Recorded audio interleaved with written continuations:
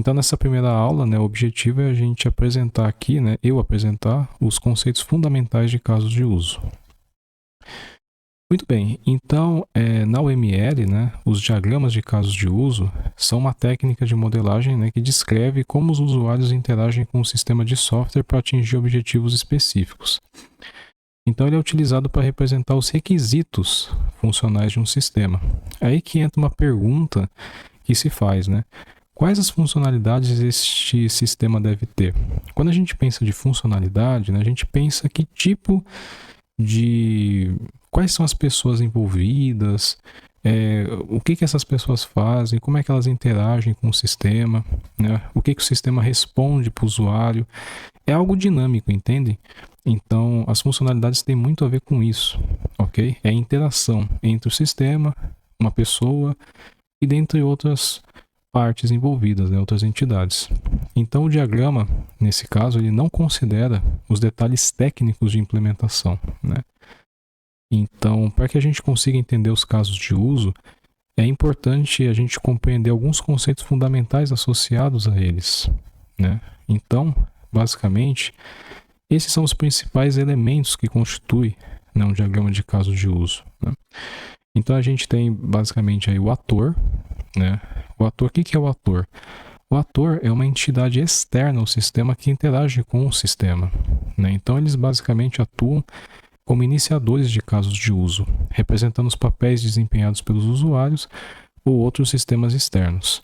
Aí, nesse caso, surge uma dúvida muito grande, né? Porque algumas pessoas pensam que ator ele tem que ser um ser vivo, né? Ou seja, uma pessoa, sendo que o ator ele pode ir além disso, ou seja, o ator ele pode representar um sistema, né? Um hardware, ou qualquer outra coisa que interaja com o sistema. Então pode ser um sistema de e-mails, né, por exemplo, né, um sistema financeiro.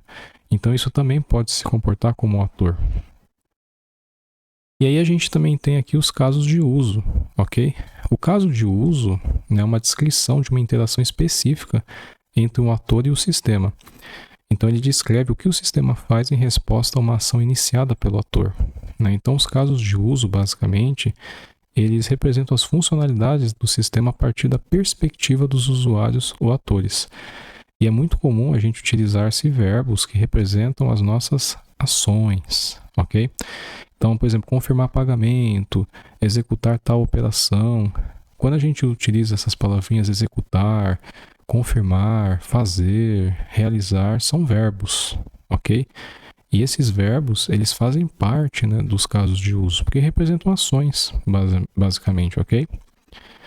Então, os casos de uso são representados ali por círculos, né, ou elipses, que tem essa informação, ok? Bom, além disso, né, os diagramas de caso de uso contêm relacionamentos, né, de associação.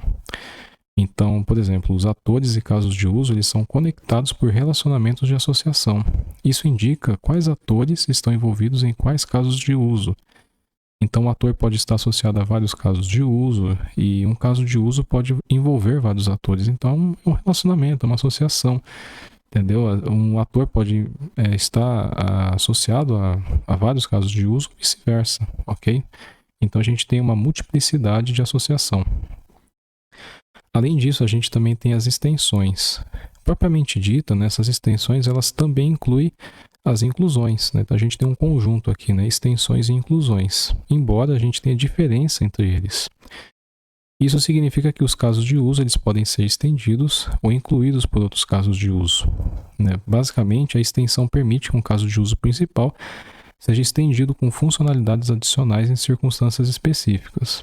Por outro lado, a inclusão permite que um caso de uso principal inclua outro caso de uso em sua execução. A principal diferença, então, é que a extensão ela é de uso opcional, né? Embora seja interessante incluir esse tipo no sistema, ela acaba se tornando opcional, mas a inclusão não, ela tem que ser, digamos, obrigatória, né? Então, a extensão, enquanto a extensão é opcional, a inclusão ela é de caráter obrigatório, ou seja, um caso de uso, né, vai incluir outro caso de uso, mas essa inclusão ela é necessária no sistema, ela não é opcional, ela precisa acontecer. Já a extensão não necessariamente precisa acontecer um caso de uso, né? Então essa é basicamente a diferença entre extensão e inclusão. Além disso, a gente também tem as pré-condições e as pós-condições, né? Então, cada caso de uso ela pode ter pré-condições. Isso significa que são as condições que devem ser verdadeiras antes que o caso de uso possa ser executado. E também nós temos as pós-condições, né? Condições que devem ser verdadeiras após a conclusão bem-sucedida do caso de uso. Isso talvez vai ficar mais claro, né, nos nossos exemplos práticos, né? Mas basicamente, caso de uso pode necessitar de pré-condições, né? Ou seja, para que determinada ação seja executada, tem que ter uma pré-condição para isso, né? São as condições que devem ser verdadeiras antes que o caso de uso seja executado, assim como também é válida nas pós-condições, né? E também a gente tem aqui a generalização e herança, né? Então, os casos de uso eles podem herdar características de outros casos de uso por meio dos mecanismos de generalização, permitindo a reutilização de funcionalidades comuns, né? Então isso é muito comum até mesmo em outros diagramas, nessa, né? Questão da generalização, da herança, né? Embora não seja muito utilizado nos diagramas de casos de uso, isso existe de uma forma ou de outra, né? Então são conceitos importantes que envolvem, né, os diagramas de casos de uso.